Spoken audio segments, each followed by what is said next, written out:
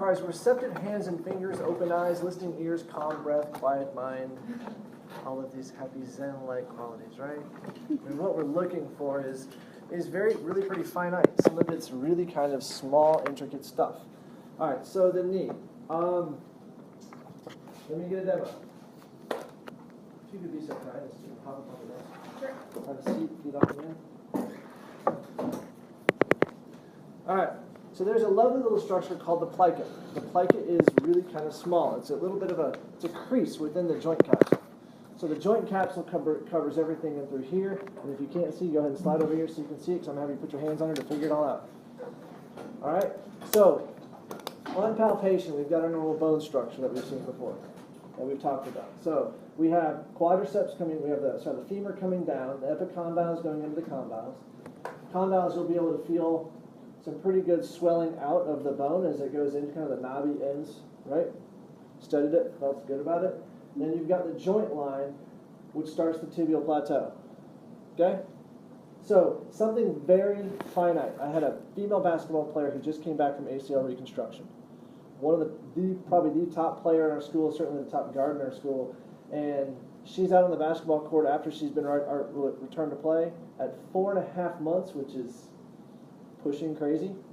And on the court, she feels a pop in her knee and absolutely flips her business, as I think many, many people would. She just spent 4.5 months of rehabilitation on top of surgery. Okay, so plica, right in here. Feel that? Mm-hmm. So there's a seam that runs right along the joint capsule that can get caught on the kneecap and give you a popping sensation as it slips over.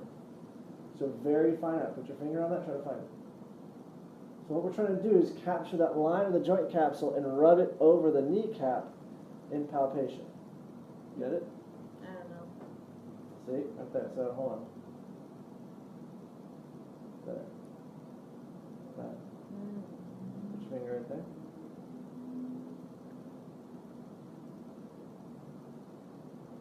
Oh, wait. Now you can feel it. Yeah. So come try this, because this is what I need you to train your fingers to do, is to know the anatomy well enough that you can find something as subtle as a plica on the top of a knee. Now, not everybody, and then because you know what it feels like for them to do it to you, you can help reinforce. So it's right in here. Straight up there like a little bit, and then we can do it. Okay. So what? So you can give her feedback to know if she's not quite right, or.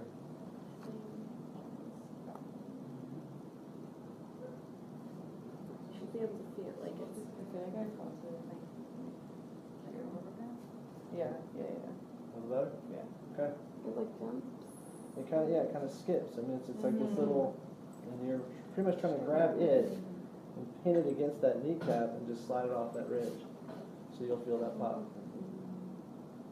Now, not everybody's is the same in terms of pronounced. Some people's is really pretty small. Other people, if it's really thick, it's got a higher likelihood of getting irritated as it slides across the kneecap. So you can have people who have an irritated plica. It causes swelling in that tissue, which means it's going to pop more and get aggravated more. Can you try it out?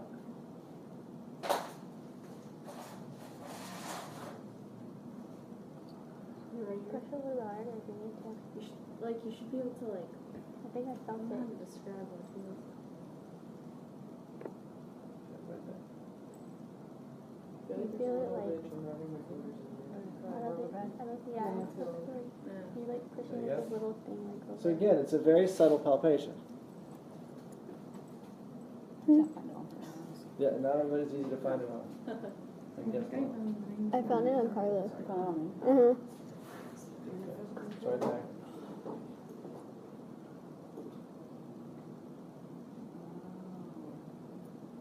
Yeah? There's like a little band sitting right at Yeah. your fingertips that just kind of, that band is on the joint capsule and we're sliding it over the bone underneath it. And you're trying to do that through a layer of skin. Do you feel it? How do you find it?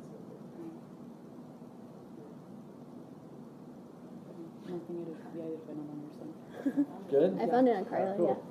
All right. So when we start talking about this again, I think you'll find that I don't know. A lot of these palpations I use my first two fingers, the index, middle finger, a lot more, just to kind of help get a feel for just that consistency.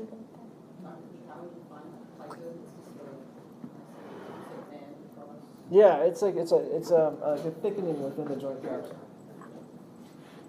All right, so my wife doesn't let me do a whole lot of evals on her anymore unless she absolutely has to.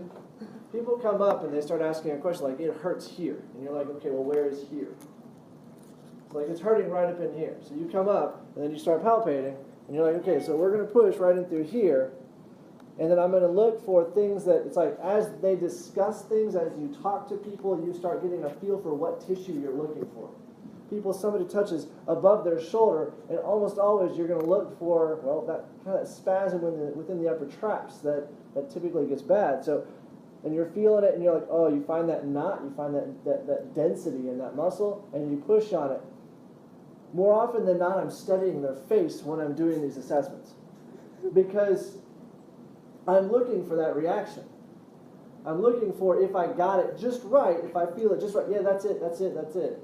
And so you see that visceral reaction from them. Well, my problem is I usually crack a smile when I hit that. And it's not because I'm causing somebody pain. It's more because, yeah, I'm on the right spot. But she thinks I'm smiling when I hurt her. And so she's like, don't you ever touch me. So 4 types of tissue: connective, epithelial, muscle, and nervous. This should all be something that you're familiar with from way back in the day of A&P. Name a connective tissue.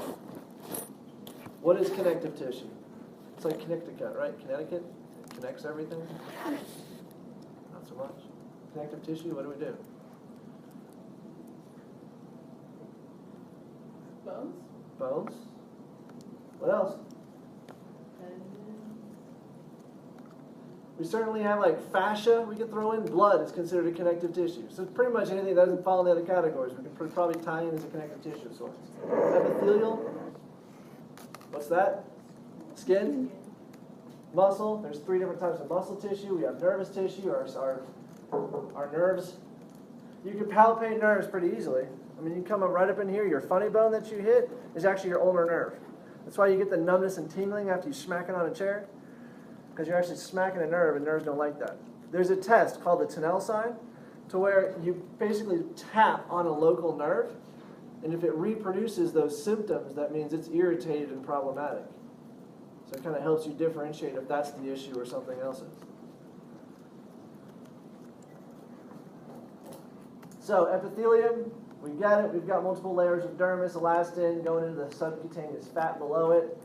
I'm not going to harp too much on these details. You've studied them in your years past. Muscle becomes a bigger issue to me because the different types of muscles, the striations of the fibers, have an influence on how we want to address therapies. So to the best of your ability, as you learn where muscles go, if you understand how their fibers move, it helps you in trying to resolve some of those issues. So parallel versus pennate. Parallel versus pennate. Parallel fibers run parallel to each other. What is a pennate fiber? Do you know that term?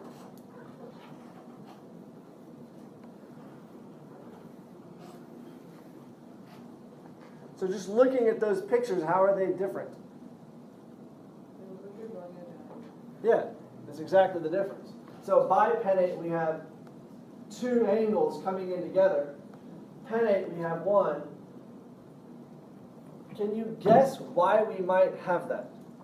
Why do some parking lots put diagonal parking spots versus straight in? Some of the structure of the space, certainly for the function.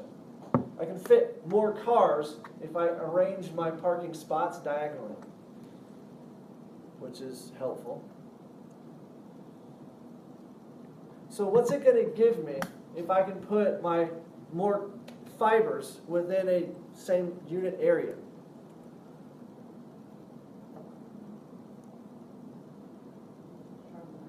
Stronger muscle, stronger contraction. How is it going to limit me?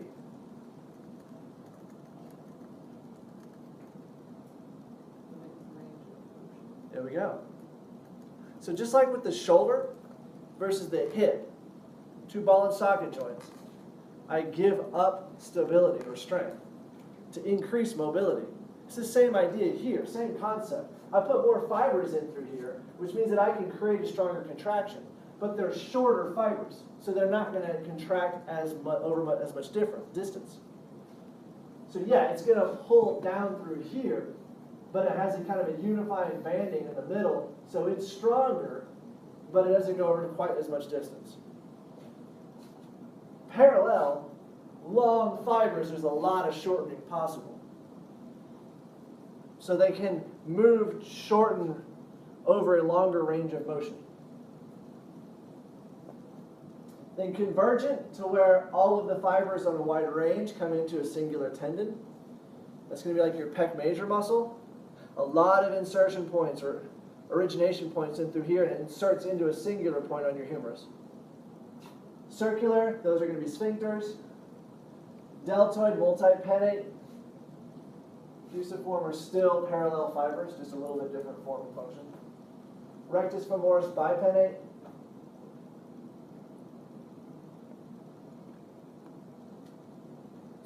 Yes, ma'am. In the multi-pennate, is it like all going the same direction diagonally, or?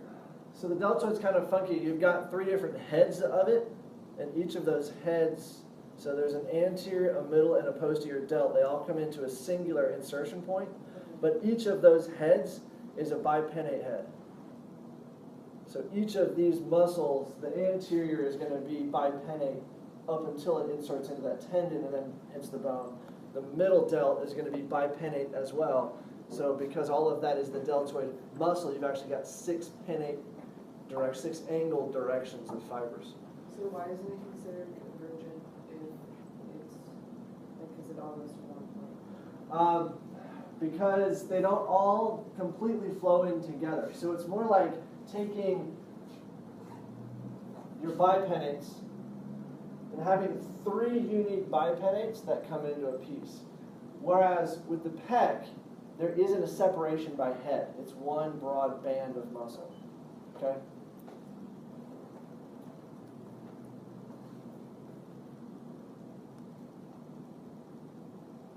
All right, trapezius.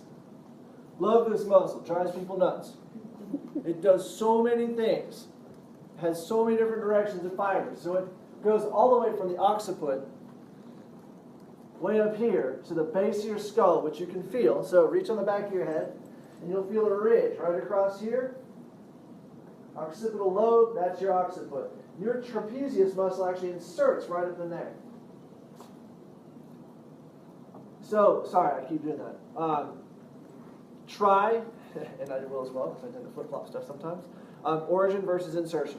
Origin is where it's starting, insertion is where it's going. That only references muscles. So tendons don't really, they have attachment points, but it's not origin versus insertion, muscles do. Origin, it originates on the occiput all the way down through T12. And then it inserts on the spine of the scapula. So you can see that the bottom fibers actually run in a direct line in towards T12, but as we move up, they almost arc upwards. So recognizing how to massage that, how to work on that, how to feel for those issues is pretty significant. All right, so partner up real quick. We're going to do some massage in class. It's going to be great. That's why people come back to my class all the time. All right, so right in here, right in through here, is going to be somewhat of a nodule or a knot in most people. So it's where the nerve hits that, and it's kind of hypersensitive. And because of that hypersensitivity, the fibers around that tend to stay pretty locked up. The more locked up it is, the more it restricts blood flow. The more I restrict blood flow, the more it's going to act like it's injured and mad, the more it's going to just have this continuing cycle of staying tight and problematic. In through here, you will see kind of reflexive tightenings, thickenings within the muscle before you get all the way up to the occiput. Okay? So, I want whomever to stand behind your friend. And we're going to work on some necks real quick. Oh, yeah.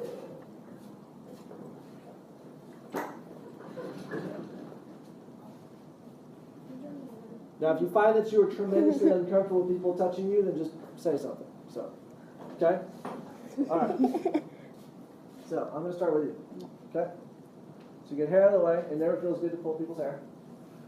So, what we're going to do is start with finding that thickness on the top of that shoulder. So, you pretty much know where yours is. I almost guarantee you, if you kind of work from the lateral towards the medial across those fibers, you'll find a thickness within that area.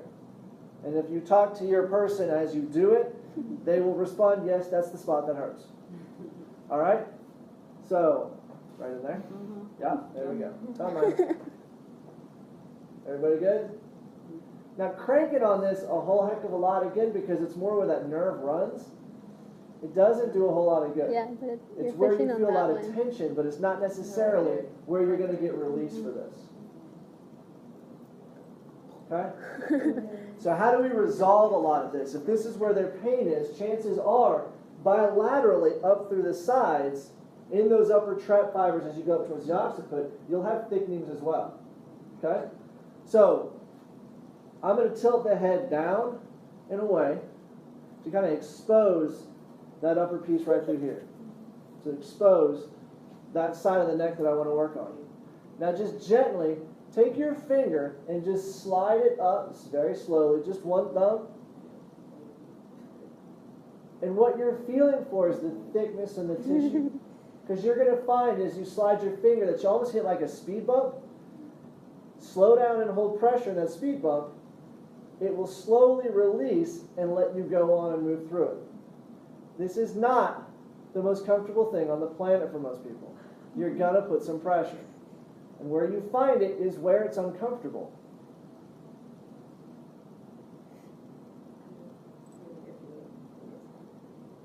Sorry, she's busy grimacing. No. And you actually want to carry that stripe all the way up into the base of the occiput, because that's as far as up as the muscle goes.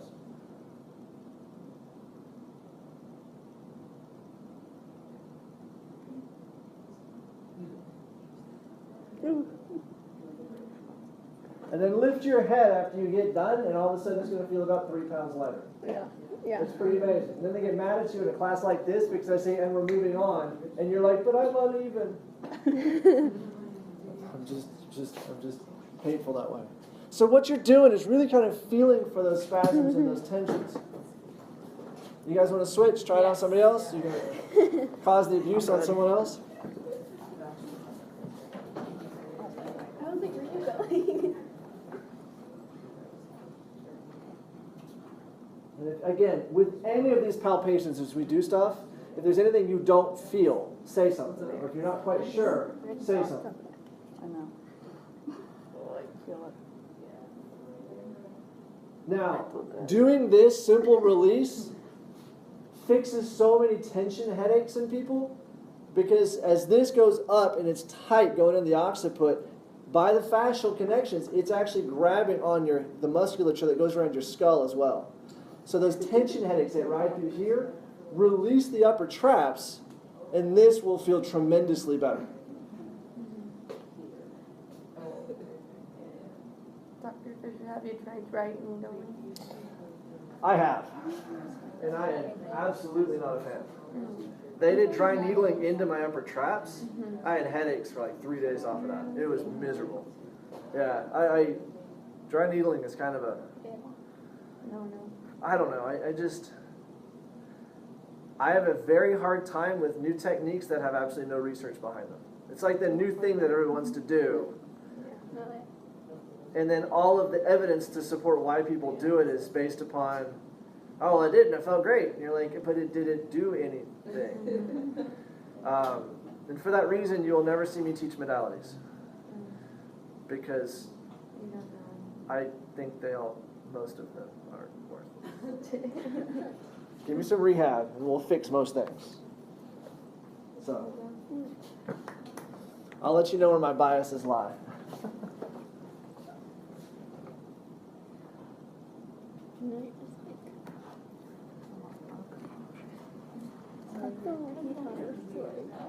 Cool.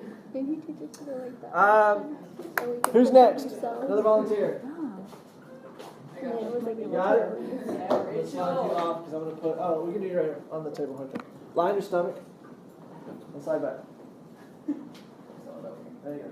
And let your feet hang off the end so you're comfortable. Good? So, the next piece we're going to talk about is a lot of fascia. So the lower leg, we're very tied in with compartment syndrome, which means that we need to, effectively this entire muscle mass area is bound up into 4 separate compartments. And we'll get through that as we get to those components. Those compartments don't move too much. And as that outlying fascia gets kind of stuck, so you can see if I move her skin, just trying to move her shift around, that if you take your hand on somebody, you can kind of feel where it catches. So I can pull down easier, and I can feel like that restriction is sitting more up in there. If I come up, it's definitely under my hand. So just try to feel that real quick. You've got 2 legs here, so just put your hand flat and just slide up, and just gently. You're just trying to feel the shift within that fascia. Coming up, and it comes to a pretty rigid stop pretty quickly. Coming down, and you get a bit more of a pull. You can actually see the skin pulling inside that. Did it have to lay down? Not really, no. I just put it in this position because I'm going to show you what a soleus spasm looks like.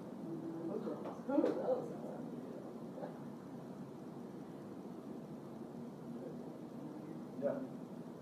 So you can move it in all different directions. There's a technique called myofascial release, which is looking at the fascial restrictions in and around muscles, and to help identify where you need to do some work to line it up. I mean, if the fascia in between the gastroc and the soleus is stuck, then the gastroc and soleus cannot work independent of each other.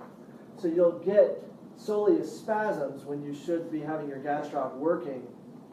It's going to fight that muscle even though they're sitting next to each other. They do have different jobs. Is that what happens when the pointer goes the same time where you cramps there? There's probably a lot of it. We start locking up in here. Oh my gosh.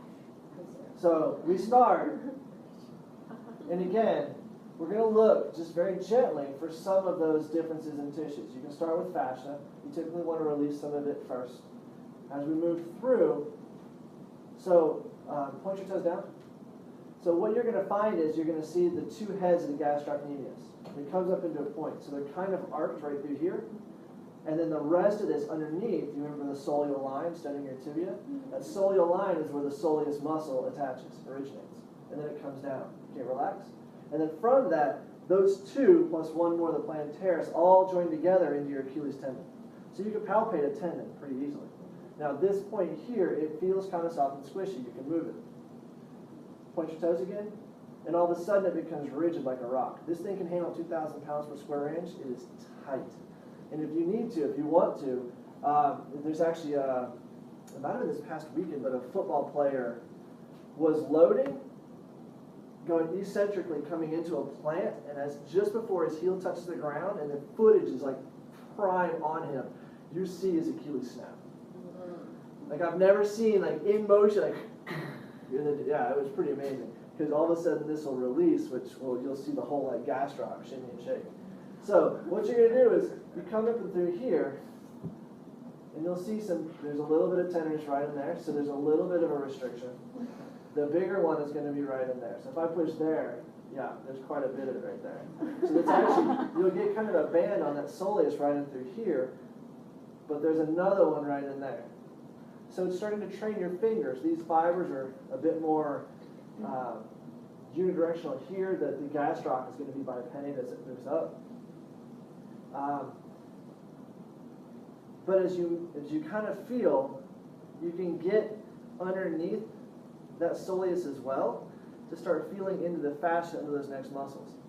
So as you learn where muscles lie, start learning where to feel for those ridges on those next layers, for the next compartment set. Because if I get under that triceps surae, which is my calf muscle set, then we're going to get into other muscles underneath. So you can do some myofascial release to help make sure that posterior compartment here is unique and separate from the deep compartment underneath it. Because those muscles do very, very different jobs. So again, we did it in the neck, but go ahead and feel it here. Gently, just sliding your hands through, and then a lot of times if I'm looking, because I don't want to cause like an Indian burn, I don't want to burn the skin with my hand sliding over it so much, you can if you find one spot, you can get a little bit of motion where you're feeling the thickness within the muscle without actually sliding over the skin with pressure. So slide a little bit and then kind of move back and forth. And then slide a little bit and move back and forth. So you'll find there's going to be a little bit of a knot here.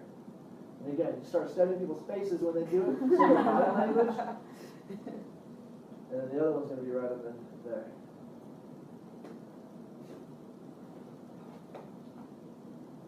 Now again, you kind of you need to be a little careful in some places as you learn things. You know people talk about pressure points.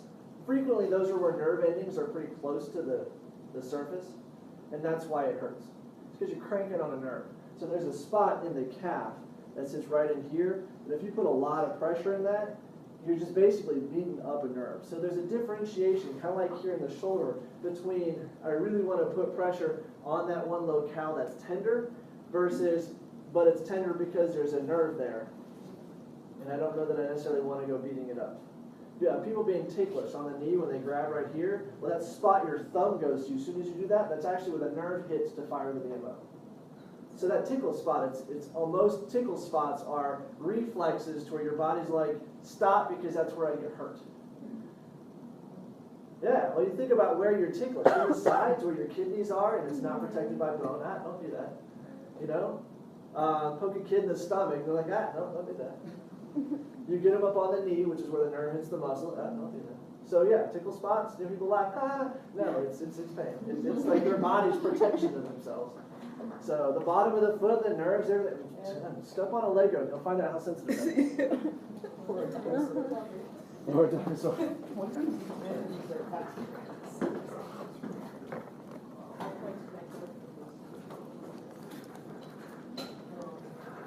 All right, so fun. In the hand, we've got 8 small bones and 2 rows of 4. So scaphoid, lunate, triquetrum, pisiform is the bottom.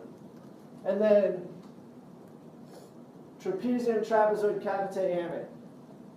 So just in this small little banding, we've got 8 little bones.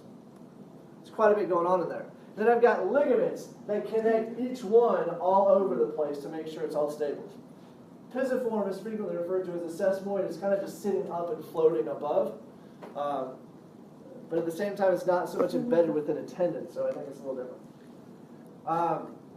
The 2 main bones, the scaphoid and the lunate, create the majority of the arcing that creates your wrist motion, flexion, extension. Triquetrum helps a little bit on the ulna side.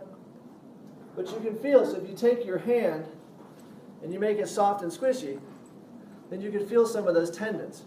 If you make a fist or open your hand up, then all of a sudden you'll feel all those tendons turn into cables. If you do radial and ulnar deviation, on this side, it's called a triangular fiber cartilage. There's a really reinforced ligamentous banding through here. So if you go towards the ulna and then relax, you'll feel it get kind of soft and squishy. You'll pull away and you put tension on all that banding, and you can actually feel that band right there. You actually feel the rigidity in between the distal tip of the ulna and the triquetrum. So start training your hands to work through that. Study by, isn't that cool? So as you study muscles, again, study how they feel and are oriented next to each other to help reinforce. So this is the nervous system pulled out of the human body. The effort it would have taken to do this dissection is pretty ridiculous, because it's just so ingrained to accidentally, so easy to accidentally just slice one of these things. So that's really pretty cool. I've seen a full brain with a brain stem still attached, where it was like brain into the spinal cord, but I've never actually seen something like this live. If you so desire, there's we could probably set up a weekend or something that we go up to Bulverde Emergency Medicine, because they have cadaver labs up there that they do public. They'll let us into their labs. We can do dissections, or they'll just walk us through dissected bodies that they have. So if you ever want to get your hands on one of these things, just let me know, and we'll try to arrange a class trip up there outside of class time. It's about a 45-minute drive from here, but it's worth it. Right. So nerves, again, your basic anatomy. You have the body, that the axon going to the dendrites, the information is coming in from the outside, processed in here, and there's something called the axon hillock in here, which is kind of a go, no go, which sends the signal. And then saltatory conduction, you know the word saltar? What's it mean? To jump, right? So saltatory conduction is jumping conduction. It actually jumps from node to node to node to speed up the transmission. So it's all done by electricity. And because it's done by electricity, that way we can go and we figured out that we can then take electricity, like electrical stimulation, put a pad here and here, send electrical current to basically act like our nerves and create contractions in the muscles. But anything that disrupts that electrical activity, say hyponatremia. Heard of that term before? Hypo, what does it mean? Low. Natremia, and that was kind of tricky. If you go back to chemistry, what's the symbol Na? Sodium. So hyponatremia is low sodium levels. So people who sweat a lot, they go run a marathon in 4 or 5 hours plus. The people who are slower are at higher risk. And every time they go by a water station, they knock back water. So they are sweating out electrolytes, but they're only putting water back in. And effectively, we're making it impossible for their neurons to properly fire. So it's called water intoxication. They act drunk. Just like with your drinking alcohol, it suppresses neural function. Well, if we take out sodium, your neurons can't function, and people, it's water intoxication. It kills you very quickly. Like, it's difficult to bring somebody back if they get too far gone. But understand that these things work. Nerves don't like stretch. There are tests that we'll do. The slump test is the lower extremity, to where there's the sciatic nerve that starts way up here, and then runs all the way down your spine, all the way down your leg, really to your big toe. One continuous set. And so if I do something, and through that entire pathway, it's impinged or it's caught in different locations. So the piriformis muscle through the butt, the sciatic nerve either goes, it splits and goes around it, it goes above it, or one of the fibers can actually go through the middle of the muscle. So if that muscle gets tight, it can irritate the sciatic nerve, which is going to cause radiating nerve pain throughout. So as we recognize the pathways, we need to start being able to tell some of those presentations as well. This is why we need to kind of figure out where they go.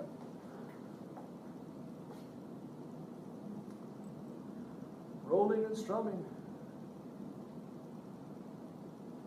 So what does it look like to have, to kind of, to feel for these things? So rolling is much like we had for the plica. You kind of put your finger over it, you kind of roll back and forth. Strumming is I'm going to find that tissue and try to kind of see if I can feel that rigidity around it, kind of strum it like a guitar string. Does that reproduce your pain?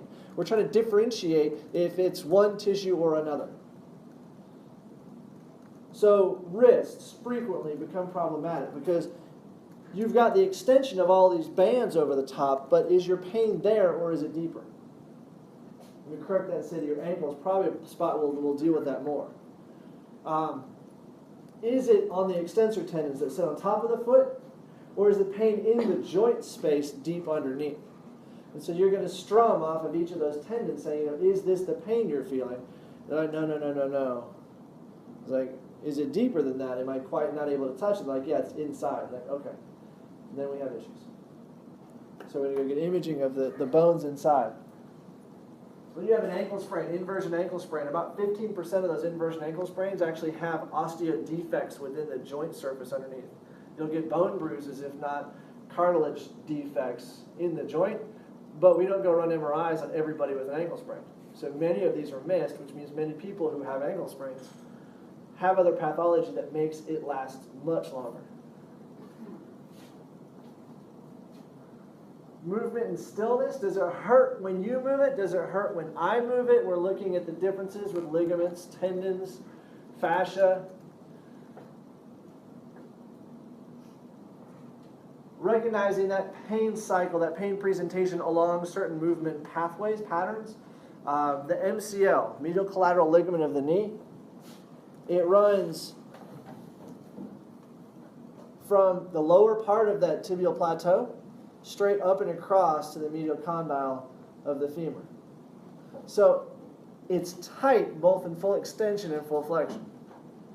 There's two different layers of fibers. Each one is tightened in a little bit different range of motion. So somebody who has an acute MCL sprain, they're going to be happy somewhere in this middle position. If their knee flexes too much, that causes them pain. They won't want to do it. Just to sit here puts tension on it and it causes that pain. To put them in full extension causes pain. Well, to differentiate that from a tendon, when is that going to hurt? What does a tendon do? What does a tendon do? Attaches muscle to bone.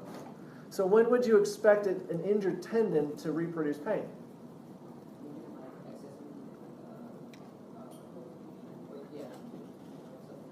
So we go biceps muscle, biceps tendon. What movements would I look at that would reproduce that pain? And extension? So active use that puts a load on it, typically, yes.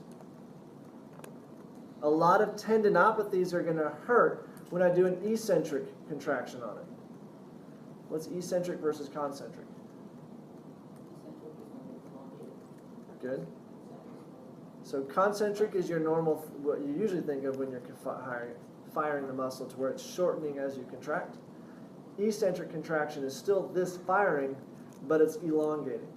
So typically that means when I'm slowing something down, like catching a ball, catching an egg without getting it to crack. I'm not slapping it back up into my face, I'm slowing it down. That's an eccentric contraction.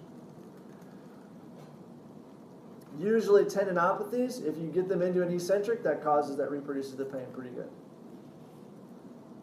But that's not an extension per se. I'm not using my triceps on extension to cause pain in that tendinopathy. So it's movement that we have a lot of injury with, a lot of pain reproduction with the tendon. Whereas positionally, I can reproduce it with a ligament.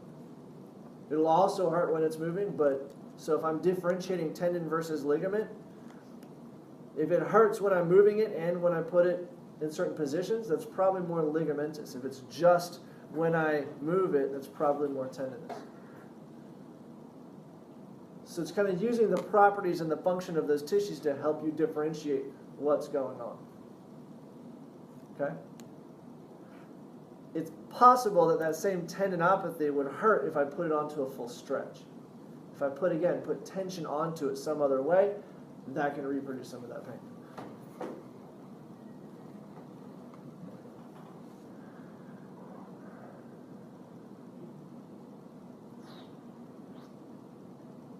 So movement palpation tool, we kind of chat about that. So move slow. Avoid using excessive force and focus your awareness.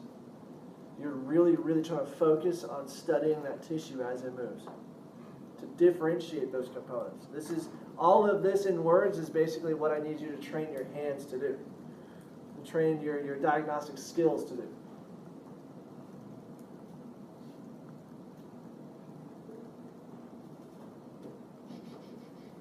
So, as you're going, just start talking to the body. I know, it's a very vague kind of presentation. But it's about this kind of, how do you work? Most of your eval is just talking to the person. You should have about 90% of your diagnosis figured out before you ever lay hands on it. Because their presentation and the questions you ask that clarify that really are what's going to differentiate most of the injuries and the concerns, most of the individual tissues. But at that point, then just start working through it. Try to layer by layer, piece by piece, trying to figure out what's going on. Easier on some, you get into a shoulder and it's much, much more difficult to dig deep when you've got labrum pathologies. So there are times that we have to move on, but again, a lot of that presentation of when it's hurting will give you hints towards what you're looking for.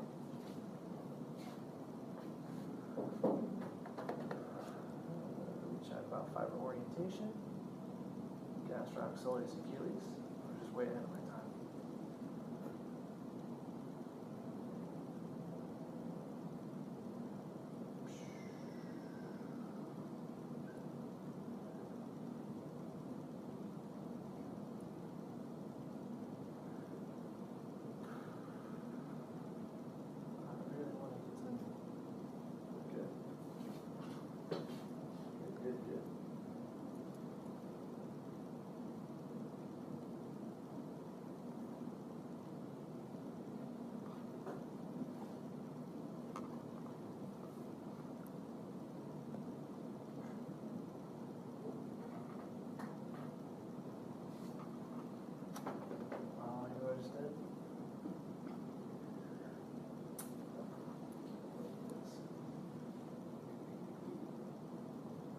All right, so this is a college I covered way back when.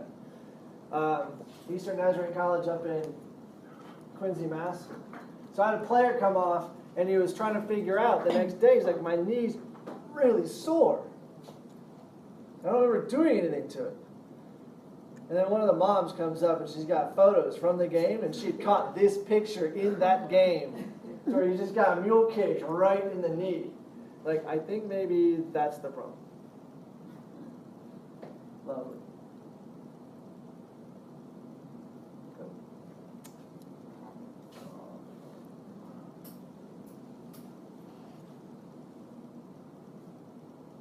You just don't want to play that, dude.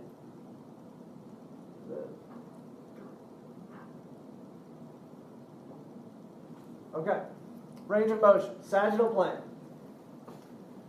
0 to 140 degrees. Meaning that we go to full extension, which is 0 degrees. We start talking about range of motion within an arc pattern. 140 is 140 degrees of flexion, as far back as we can get it. End field.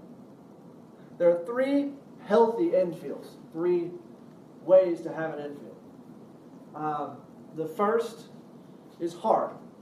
Hard means that the end of that movement is bone on bone. Firm. Firm means the end of that movement is restricted by probably a ligamentous capsule, ligamentous banding. The third is soft. Soft means I have 2 soft structures bumping up into each other that would limit my motion. So, from what you've studied with the landmarks of the knee, which really kind of becomes a ball and socket, the condyles are rounded, sitting on the curvature of the tibial plateau. The tibial plateau is made deeper as a socket by some cartilage, and we'll get into the images of that. But, for extension, what kind of end field do you expect to have? And this is those when in doubt, use your own body. You've got a cheat sheet, feels what it feels like. Go ahead and extend your knee out and go, okay, what does that feel like? It's not your hands on somebody doing it to them, but you can get an idea of it. But you know the ostia, you've seen the bones. So what do you think? Soft, firm, hard? So then you got to tell me what bones would be bumping into each other at limited motion.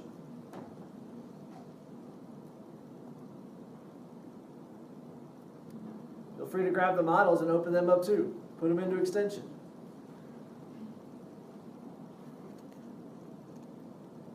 Maybe your kneecap gets in the way, but you feel that restriction in the back.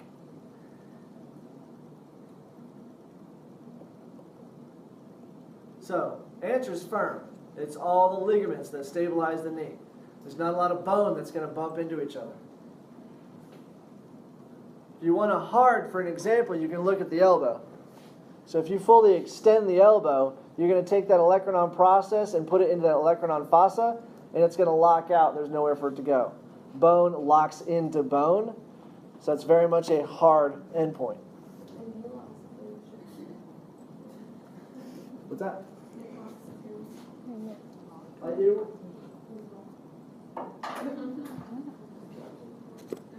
It can. You take that off, that kneecap off, and it's going to keep going. But in terms of you being limited at 0 degrees, there isn't bone that's going to limit it. It's going to be the ligaments that go in and around it that stabilize.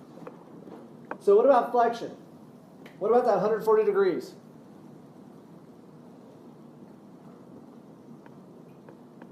Soft, firm, hard.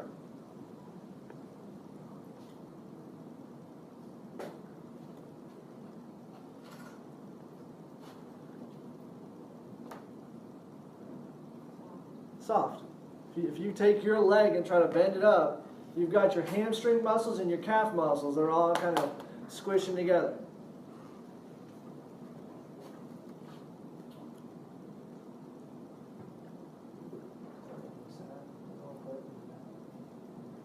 All right, transverse plane.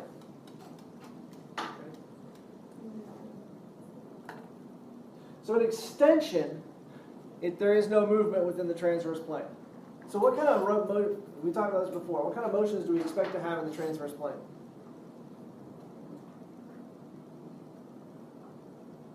So sagittal plane here is typically what motions? Flexion, extension, right? So we're staying in contact with that plane through that range of motion. So sagittal plane, flexion, extension. What plane is this? Frontal plane, jumping jacks. Give me a technical motion. What's a motion that we have? Abduction, adduction. Good. Transverse plane. What motion? Rotation. Rotation. So the knee has a second degree of freedom. It has both flexion, extension, as well as rotation. In full extension, it has 0 degrees of motion. And we will talk about why this is and what this is for. But there is no internal external rotation at the knee when it's fully extended. When it's flexed, about 90 degrees, we've got 45 degrees of external rotation, 30 degrees of internal. Like you can rotate the knee a bit.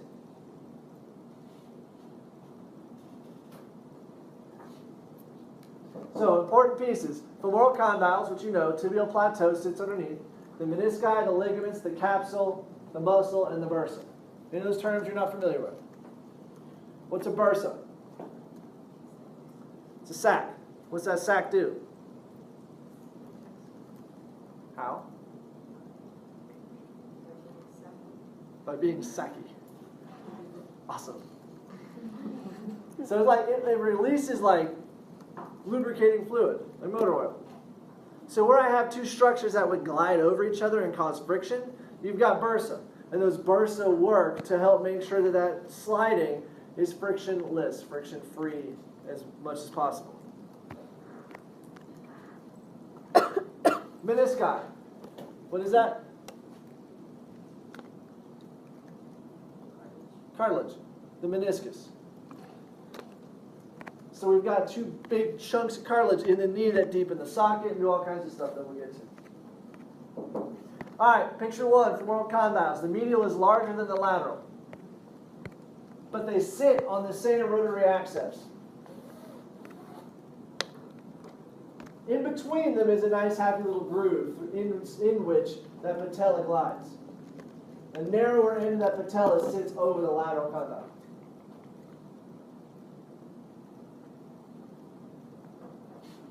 They rest on top of the tibial plateau. Now, inside the tibial plateau, right in through here, is the intercondylar eminence. Intercondylar, between the condyles, eminence, bumps, projections. Okay? Those do a couple of different things. One is it creates a track, much like a train track, the wheels, to where it's guiding it so your condyles stay in place and don't shift back and forth. The other is that there are attachment points for the ACL and the PCL, two of the ligaments, anterior cruciate ligament, posterior cruciate ligament. And we'll break those apart in just a minute.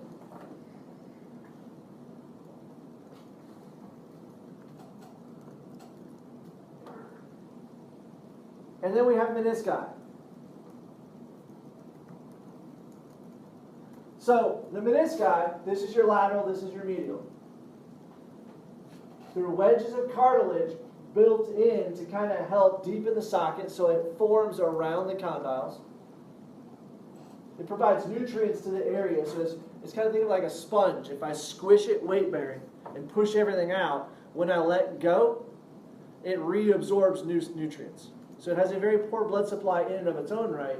It tends to require loading, which is one of those arguments that we need to be more proactive as we rehab people to some extent, in that we want to make sure we're giving it the nutrients it needs to heal if it's going to, if that's what we're hoping for.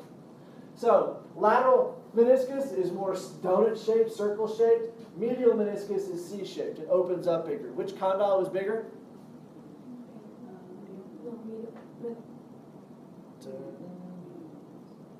Medial condyle is larger. So we open up this a little bit more to catch more of it. Lateral condyle is narrower, smaller, so that this can be more closed in.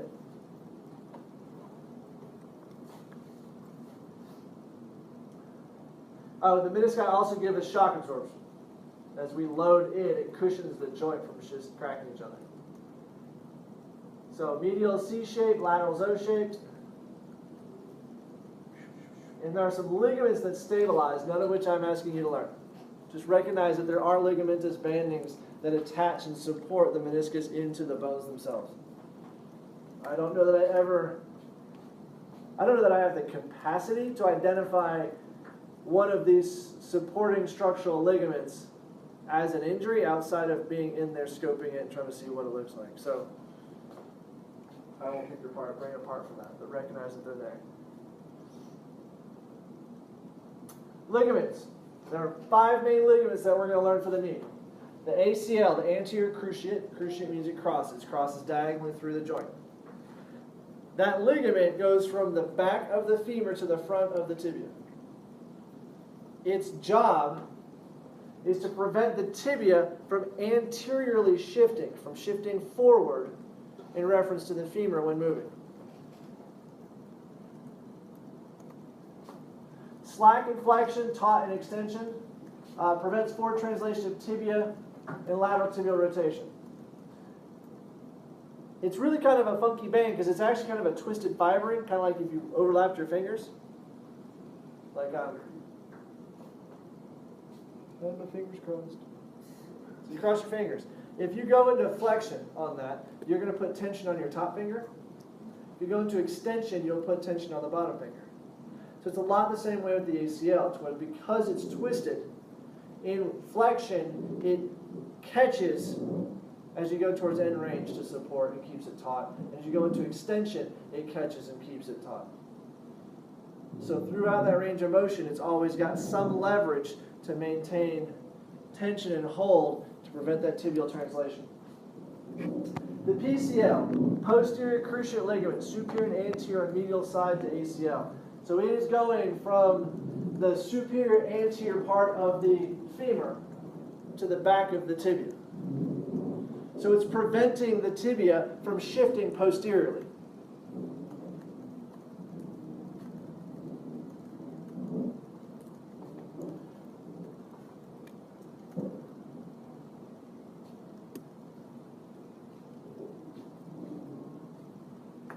MCL. There's 2 bands. There's a superficial and a deep. The deep fibers run continuous into the meniscus itself.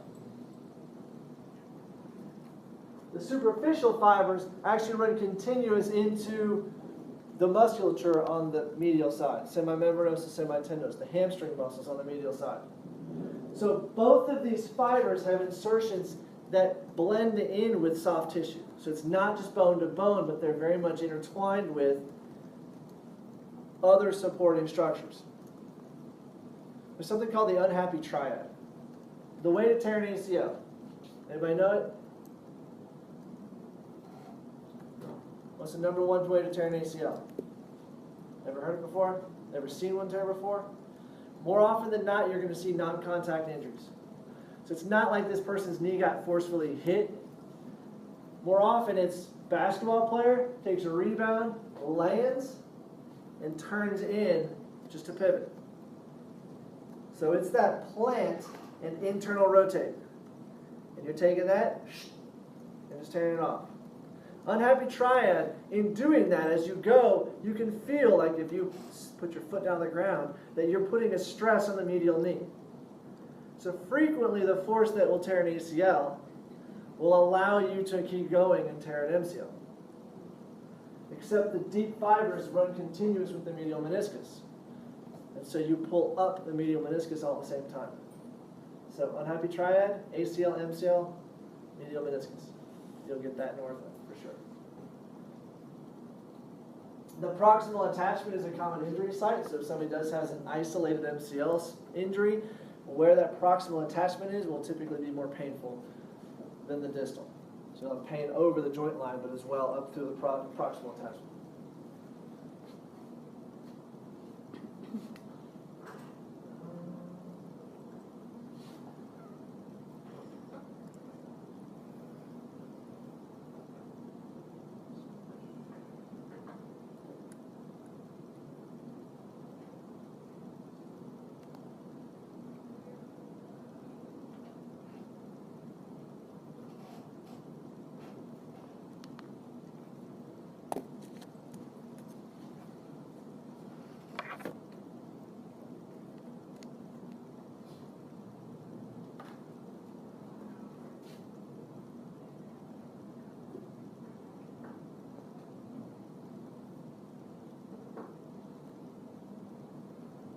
Okay, so this is a knee. These are your medial hamstrings coming in from the backside. And this fiber running vertically right here is your MCL. So that's your joint line right there. So it's actually your MCL that comes in and down. So you can see on a superficial level how it blends right in with that semimembranosus. It actually extends down far enough to blend in with that semitendinosus. So it's directly and intimately connected with the soft tissue above and below. But it's a very pronounced, thick band that just goes on the medial side. So I encourage you to, well, let me show you LCL first because that's easier to find, then we'll switch to MCL. So LCL, deep to the IT band, it's extracapsular, and the popliteus muscle originates underneath it. So there's actually a muscle straight up coming from underneath it. We'll come back to that. Okay, so find a comfy spot, sit. Grab your own knee. So we're going to go, you can palpate two hands at once, find your condyles, medial and lateral. As you work your way down, what I want you to find is that joint line in between the tibial plateau and the condyles. So you'll find just kind of a bit of a groove that sits right in through here. Okay? Now, left-hand side, the lateral side. Palpate down to find the head of the fibula. So there'll be a bumpy knot right down here on the lateral side, right? So head of the fibula is pretty pronounced. Now, if you take your finger in that joint line space and strum, roll back and forth in the joint line across, anterior to posterior, you'll feel something that's about the thickness of about a pencil. So it's right there, just go back and forth. So lateral femoral condyle, head of the fibula in between the two, and then strum anterior to posterior, and you'll find that band. That's your LCL. Anybody not find it? Good?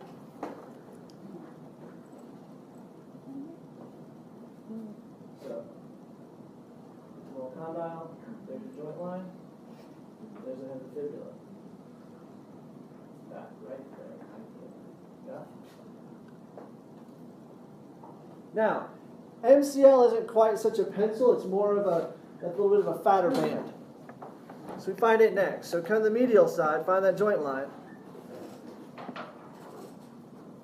So medial knee, medial condyle, tibial plateau, and again, strum anterior posterior, and you'll feel a bit of a flat band underneath your finger.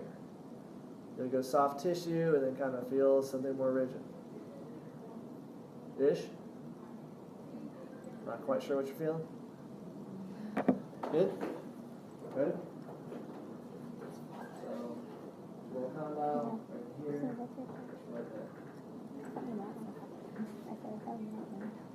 Got it? Y'all got it? Yeah. Okay.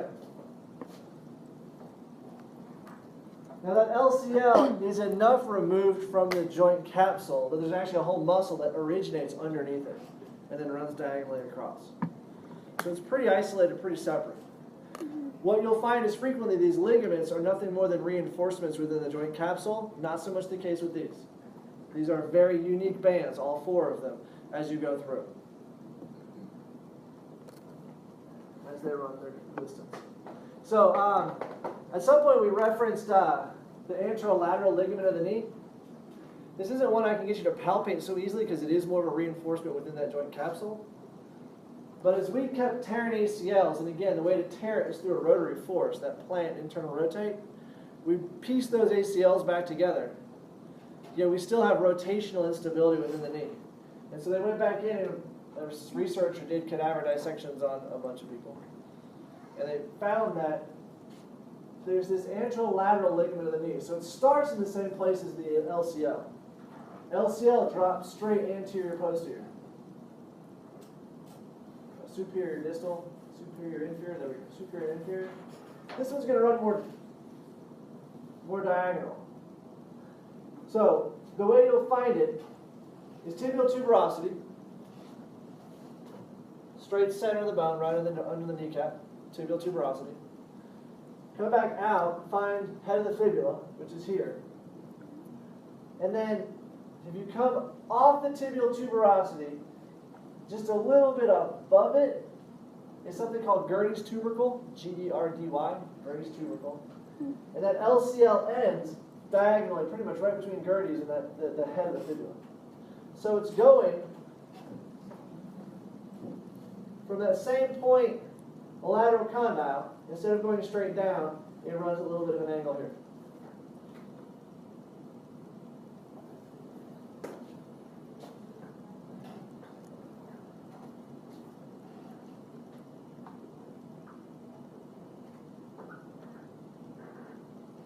Fibrous capsule goes all the way around it, and the plica, embryonic septum. So it's the remnant of it, of your joint having been organized into compartments, and it's a leftover of one of those walls, which is why there's a thickening within it. And there are 4 different types, but the one that I showed you, which is suprapatellar, the mediapatellar, is the only one that you can really feel. So again, it's one of those things that there are others. I wouldn't stress about learning all of them. Just recognize where that one is and what it does. Posterior view of the knee. These are the gastroc heads. So femoral condyles, gastroc heads. Tibial, there's the joint line, tibial plateau. Here's the head of the fibula coming down. LCL. And we have this muscle peeking out underneath that goes diagonal, chondra popliteus. I have seen it as a very strange small little injury. Damaged in a soccer player once. And then we had a total knee dislocation in football here at UIW, and the person avulsed it, which means he tore it off the bone. You don't see it very often. That's 15 years worth of service myself, and then TR was the one who dealt with the total avulsion, and I think he was around when Jesus walked the earth, so he's got quite a few more years of care.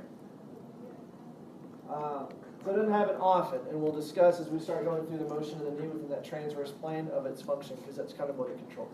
It is what it controls. All right, bursa. Suprapatellar, subpopliteal, gastrocnemius, prepatellar, subcutaneous, infrapatellar. Ooh, lots of stuff. The one you'll see more often than not gets bothered by people is the infrapatellar, below the patella, or the prepatellar, which is sitting right over the kneecap. And the reason for that is because somebody goes and dives on a basketball court and takes their knee and drives it into the ground, which is going to rupture the little sac thing that does the sacky thing. So if the sacky thing gets ruptured, that's got a lot of that lubrication fluid in it, and all that lubrication fluid, it goes, and it looks horrendous. It looks like you have a grapefruit sticking on the end of your joint. It's not tremendously painful. It's not really that threatening to the integrity of the joint, but it is certainly something that looks gross and needs tending to. Within a day, the swelling resolves and they're sore, but they get over pretty quickly. You'll get that on the elbow too. But recognize where they are kind of has an influence. You can get a Pezan serene bursa right here, which there's 3 muscles that insert into that area, so if that bursa is irritated, all 3 of those muscles are going to present with some pain.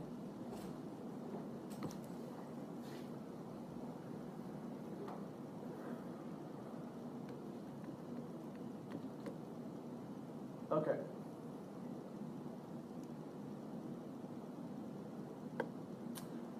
If I take 2 balls that are different sizes and I line them up side by side, and I put the same force into them, what's going to happen?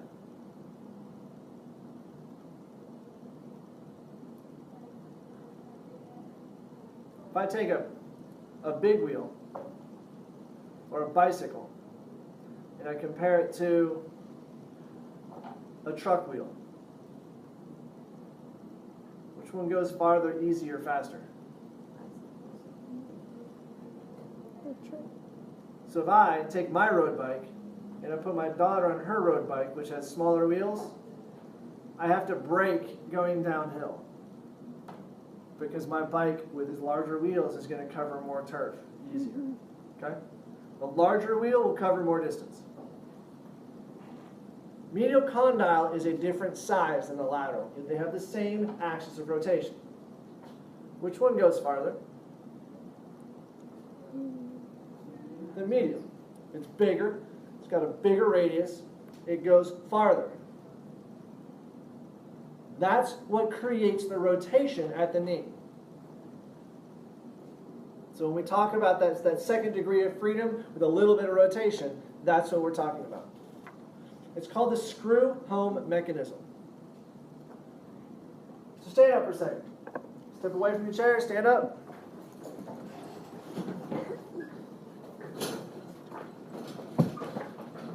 Stand upright, put your hands on your quads. Jiggle your quads. They jiggle quite a bit, right? With knees fully extended, your quads will jiggle all over the place. Go into a partial squat like you're about to sit in a chair. Get that tushy sticking back there. Jiggle your quads. All of a sudden it doesn't jiggle quite as much, right? The muscles are contracting.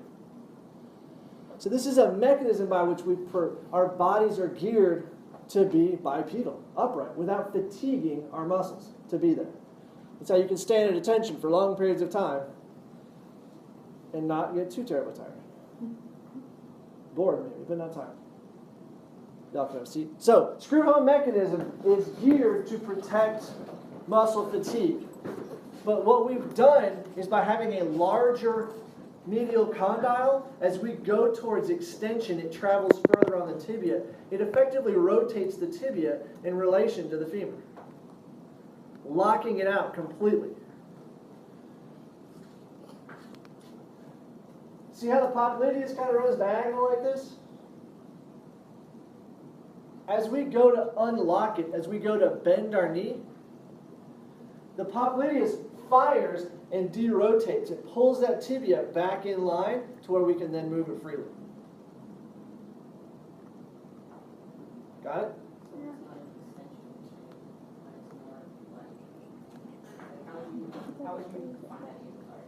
So as we go into full extension, as we go in the last 10 degrees of extension towards zero, because we have more rotation at the medial condyle versus the lateral, the tibia travels a further distance. The tibia will be, because of that, the tibia rotates. But in that rotation, it takes the joints and it locks them into place. It's where the surfaces are congruent and they're stuck. So that all the load is equally distributed and it sits there.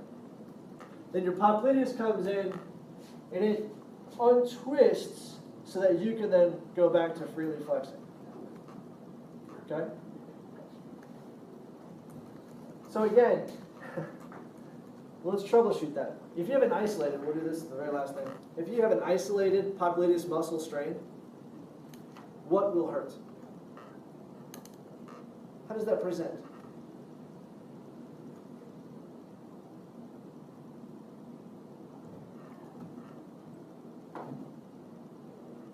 So what's the muscle do? When does it fire?